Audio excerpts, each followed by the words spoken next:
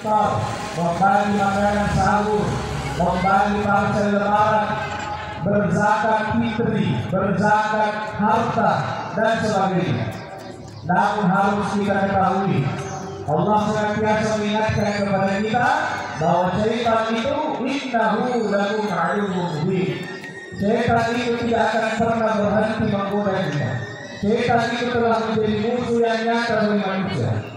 Dan yang mesti kita waspadai, godaan-godaan dan rayuan dari orang syaitan yang biasanya dikemas dalam bentuk pelaksanaan ibadah.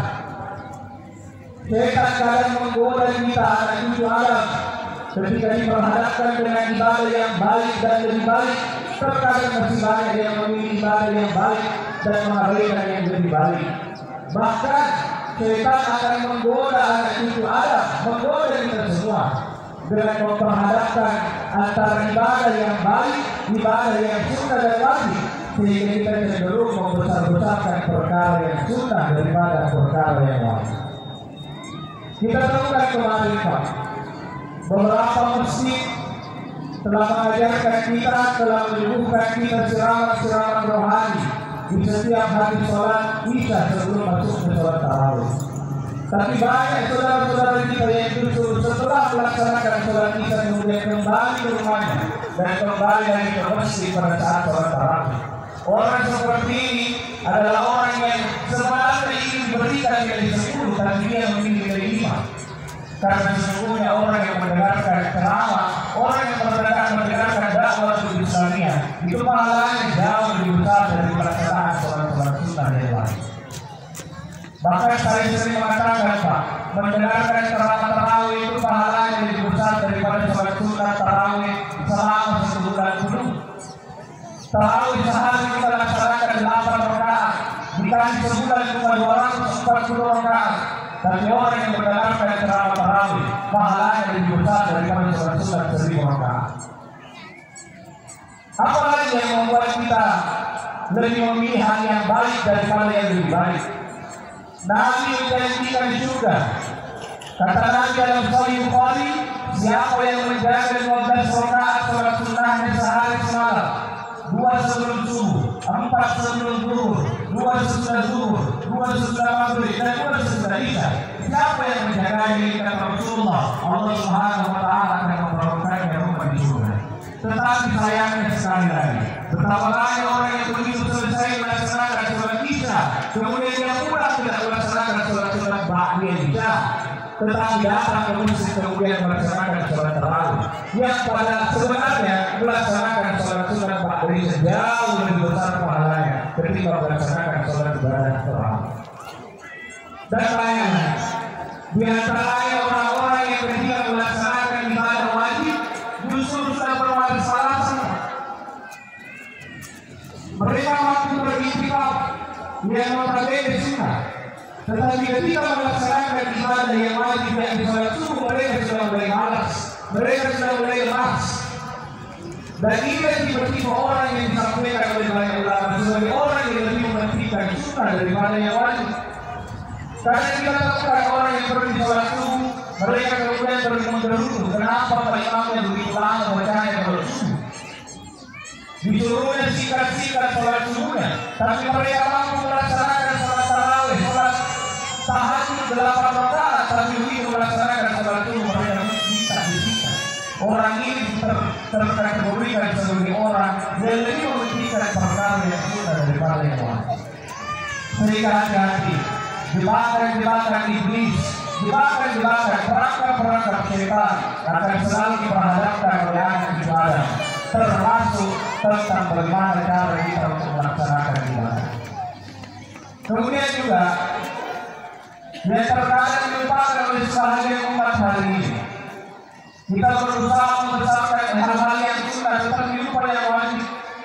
Banyak di antara ibu-ibu yang sibuk bermajelis, membangun majelis ta'lim, membangun majelis pengajian, membangun majelis zikir. Sebahagian umat membangun komunitas-komunitas agama, komunitas-komunitas dakwah, mencari surga di luar rumah, mencari surga di dalam majelis, mencari surga di masjid. Tetapi saya ada surga yang dekat dengan rumahnya, ada surga di dalam rumahnya.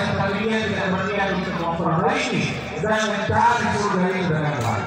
Kata Rasulullah SAW, sekiranya ada manusia yang bisa disembah, maka akan kuperintahkan anak untuk menyembah orang tuanya dan istri menyembah suaminya. Para istri, surga para istri ada pada suaminya, dan para anak, surga para anak itu ada pada kedua orang tuanya. Maka saya sering mengatakan betapa banyak orang yang begitu jauh mencari surga ke masjid, begitu jauh mencari surga ke pengajian, tapi melupakan ada surga di dalam rumahnya, yakni orang tua. Sehingga kesempatan hari ini, saya yakin bagi kita semua yang telah ditinggalkan oleh orang tua,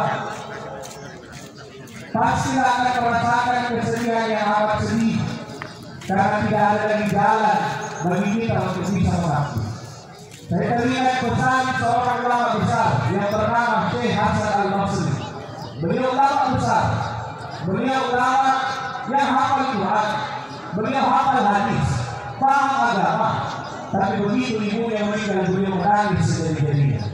Seorang muridnya bertanya kepada Syekh, wahai Syekh, bukankah kau itu ulama, bukankah kau itu paham hadis, tapi mengapa ketika ibu meninggal kau menangis? Apakah kau tidak sabar?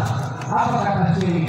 Syekh berkata, saya menangis bukan karena tidak sabar, saya menangis bukan karena tidak ikhlas, saya menangis bukan karena tidak ridho, tapi saya menangis karena Allah telah menutup jalanku menuju surga. Sehingga beruntunglah wahai kaum muslimin jamaah rahimahullah, beruntunglah kita yang pada hari ini masih berikan kemampuan untuk bisa mengurus dan menjaga kedua orang tua kita. Karena Allah Pak, demi Allah, sekalipun kita buat kepala kita di bawah, kaki kita di atas, ketika kita ingin membahagiakan dan memuliakan orang tua kita di saat mereka sudah tidak ada, kita tidak akan mungkin lagi untuk bisa melakukannya. Sehingga di hari yang berbahagia ini, setelah ini terlaksana, setelah ini terselenggarakan, kembali ke rumah mereka, raih tangan mereka, cium dengan dalam tangan mereka, tangan yang tidak akan pernah kau dapatkan setelah dia pergi, tangan yang tidak akan pernah kau dapatkan aroma rasa yang sama setelah dia pergi, tangan yang tidak akan pernah kau rasakan lagi persis seperti apa yang kau rasakan apabila mereka pergi. Maka muliakan dia, mumpung ada waktu sebelum Allah Subhanahu wa Ta'ala memisahkan mereka. Bagi bapak dan saudara-saudara sekalian yang tidak punya lagi waktu untuk meraih dan merangkul tangan orang tuanya, sepulang dari sini hadis Muhammad, datangi kuburannya, pegang batu nisannya, doakan Rabbi firli wali wali, ampunkan dia ya Allah, ampunkan dia ya Allah. Bahkan jika perlu di hari raya ini, berbuatlah kebaikan atas namanya, bersedekahlah atas namanya, berbuat baiklah atas namanya, karena satu-satunya cara berbuat baik kepada orang tua yang telah meninggal adalah bersedekah atas nama almarhum atau almarhumah.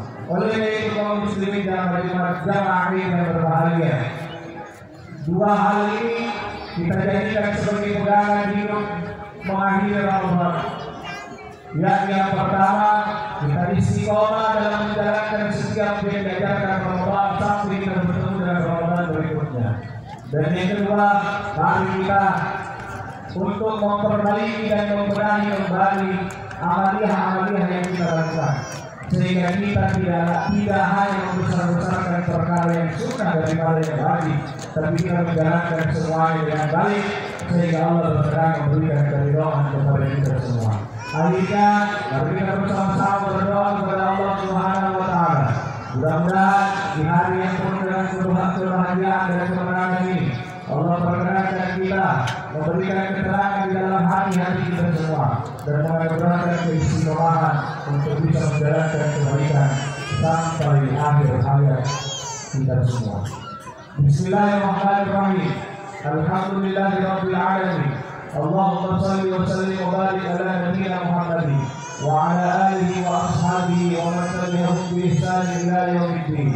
Allahumma ighfir lil muslimina wal muslimat wal mu'minina wal mu'minat al ahya'i minhum wal amwat innaka sami'un qaribun mujibud da'wati ya qadil hada.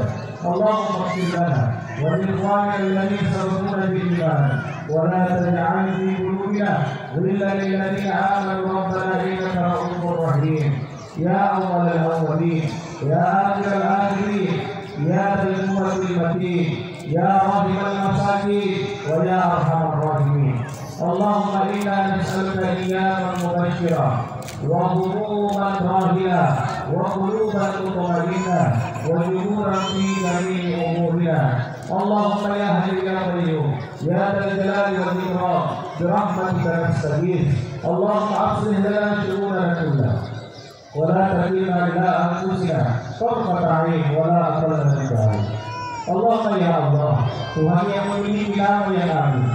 Pada hari ini kami berkumpul dengan sukacita mengumandangkan takbir, tahmid dan tahlil sebagai pensyukuran kami telah berhasil Engkau latih dari di bulan Ramadan. Kiranya Engkau berkenan menjadikan hati dan perbuatan kami selalu istiqomah di jalanmu. Ya Allah, ya Muqallibal Qulub, Engkau yang lebih tahu isi hati kami. Kami tidak tahu rasa apa yang ada di dalam hati kami. Apakah bahagia karena hari raya atau mungkin bahagia karena berhasilnya Ramadan. Hanya Engkau yang tahu maksud dan keinginan kami. Ya Allah, Tuhan pemilik arsy yang agung, jadikanlah sukacita kami ini sukacita yang juga dirasakan saudara-saudara kami yang berjuang membela agama-Mu. Sukacita kami ini berikan pula kepada saudara-saudara kami yang ada di dalam ketakutan, tetapi saudara-saudara kami yang ada di Palestina dan di seluruh penjuru bumi-Mu yang dikuasai orang-orang yang Engkau angkat. Tolonglah mereka ya Allah, ya Rabbal Alamin. Ya Allah, jadikanlah Ramadan ini Ramadan yang telah berlalu menjadi Ramadan yang berkualitas, Ramadan yang berkah, Ramadan yang penuh ampunan. Dan izinkan kami ya Allah, izinkan kami ya Allah untuk bisa kembali bertemu dengan Ramadan yang akan datang, bisa bersahur kembali dan berbuka bersama, bisa kembali bertarawih berjamaah. Ya Rahman, sungguhlah kami akan merindukannya sampai tiba pada Ramadan yang akan datang.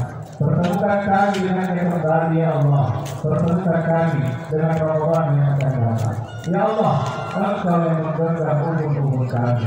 Kami mohon Engkau anugerahkan kami umur yang panjang dan berkah agar kami dapat mengabdi untuk umat Islam yang lain.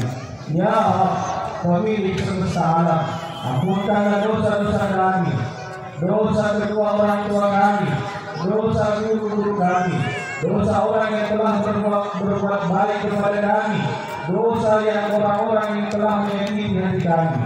Sungguh ampunan lebih luas daripada dosa-dosa kami.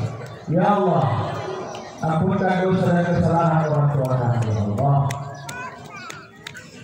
dosa orang tua yang telah mendahului kami, rahmatilah mereka, lapangkan kuburnya, sinari kuburnya, jadikan kuburnya menjadi taman dari taman-taman surga, dan pertemukan kelak kembali kami bersama di dalam surga-Mu, bersanding dengan Rasulullah Muhammad sallallahu alaihi wasallam. Ya Allah, berikan dan sampaikan salam cinta kami kepadanya, sampaikan salam sayang kami kepadanya, sampaikan salam rindu kami kepadanya, sampaikan salam hormat kami kepada kedua orang tua kami. Ya Allah, terima dan kabulkan segala permohonan dan hajat kami, karena sesungguhnya Engkau sebaik-baik tempat meminta. Rabbana taqabbal minna innaka antas samiul alim wa tub 'alaina innaka antat tawwabur rahim. Rabbana atina fid dunya hasanah wa fil akhirati hasanah wa qina adzaban nar. Sallallahu alaihi walhamdulillahi rabbil alamin. Subhanallah. Inna Allaha ya'muru bil 'adli wal ihsan wa ita'i dzil qurba wa yanha 'anil fahsya'i wal munkari wal baghi. Ya'idukum la'allakum tadhakkarun. Fadhkurullahal 'azim. ولذكر الله أكبر والله يعلم ما تصنعون. الله أكبر الله أكبر الله أكبر الله أكبر الله أكبر الله أكبر الله أكبر الله أكبر الله أكبر لا إله إلا الله والله أكبر الله أكبر ولله الحمد. السلام عليكم ورحمة الله وبركاته.